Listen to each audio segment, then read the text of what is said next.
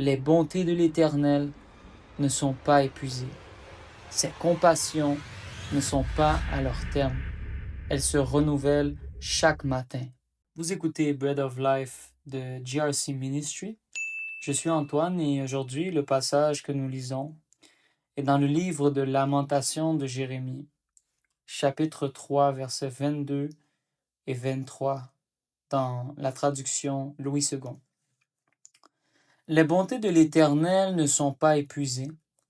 Ses compassions ne sont pas à leur terme. Elles se renouvellent chaque matin.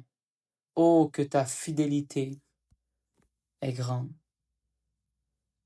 La fidélité de Dieu dans l'épreuve. Dans le livre de Lamentation, le prophète Jérémie, qui en est l'auteur, exprime sa douleur et sa souffrance face à toutes les épreuves auxquelles celui-ci est confronté. Que ce soit la maladie, l'abandon, le rejet ou le manque financier, nous pouvons tous passer par des moments difficiles sans en connaître la réelle explication. La question que plusieurs se posent, mais si Dieu est bon, alors pourquoi il y a autant de souffrance sur la terre? La souffrance n'a jamais été dans le plan originel de Dieu. Elle est la conséquence de la désobéissance de l'homme.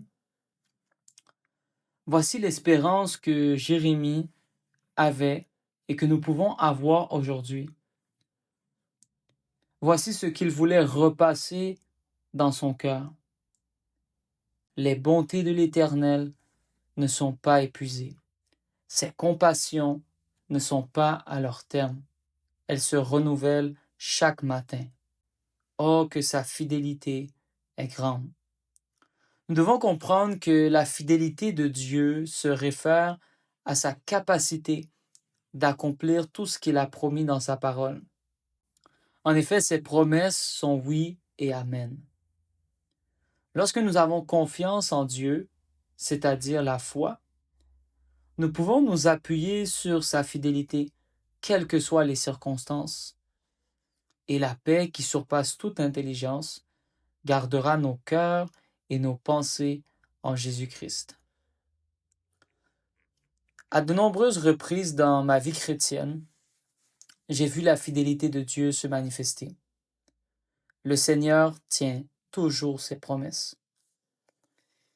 Il nous a donné un enfant à moi et à mon épouse alors que nous avions essayé d'en avoir un pendant plus de 2 ans.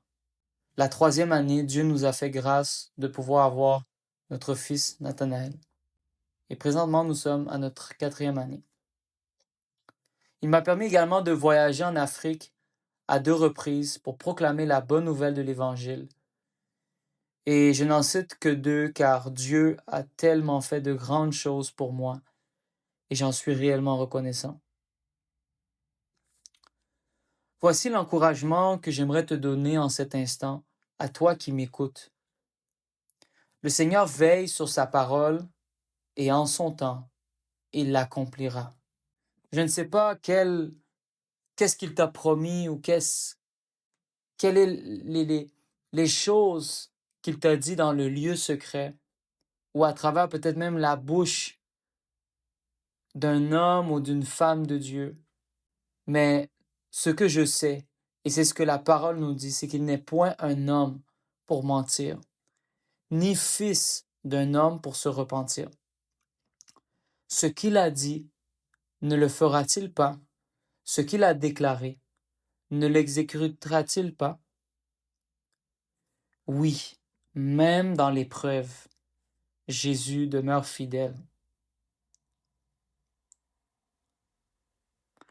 Vous savez, chers amis, chers auditeurs,